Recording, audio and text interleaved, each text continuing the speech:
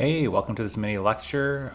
It's on good video games and good learning by James Paul G. It's a multi-parter. The overall focus by G in this work, he examines learning principles that good games incorporate. So he tries to make a connection between gaming and learning. One part he talks about is the idea of identity. He asserts that learning and playing both require a person to take on a new identity. So you're a game player or you're a student. That's an the identity that you take. And it also requires a person to make a commitment towards the game or the class or the subject matter you're studying. Interaction, context of an interactive relationship between the player and the world, like in school. So the world would be the video game world or the classroom in a school.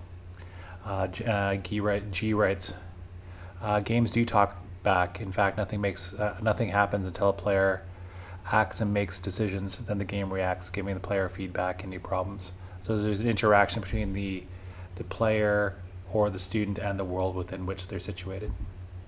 3, production. Players and learners are producers and writers, etc. By making unique choices, these players can modify some games as well as also the learning environment within which they're situated. Quote, even at the simplest level, players co-design games by the actions that they take and the decisions that they make. Also, players help, quote, write the worlds in which they live in school.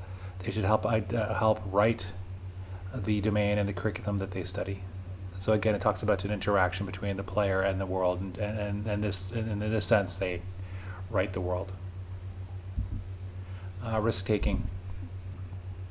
One of the best parts about games is that game failure is considered a good thing. Players are encouraged to take risks and explore and try new things within the world. You know, like if you're exploring a gaming world over and over again, you'll often take different paths to go see the full context of the world that you're playing within. Initial failures are used to find patterns and gain feedback, so that once you know these patterns and you get better and better feedback, you know how to interact better with the game. Players can start from a last save game when they fail, so they don't have to start at the rock bottom. So that's an incentive to keep playing. Quote, school too often allows much less space for risk, exploration, and failure. And in often ways, failure is so fetishized in a bad way that you can feel a sense of shame as a student for failing. So game failure, failure in a scholastic setting is often not encouraged.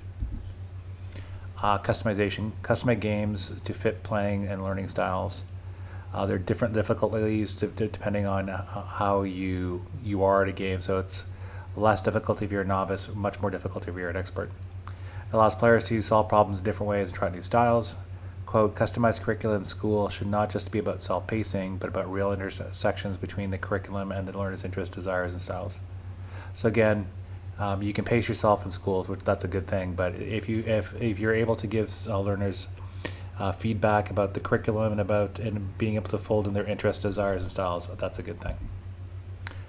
Finally, for this part, agency. Players feel a sense of agency and control within game. Players also feel a sense of ownership over what they're doing in games. Some of the types of agency, control, and ownership are rare in school.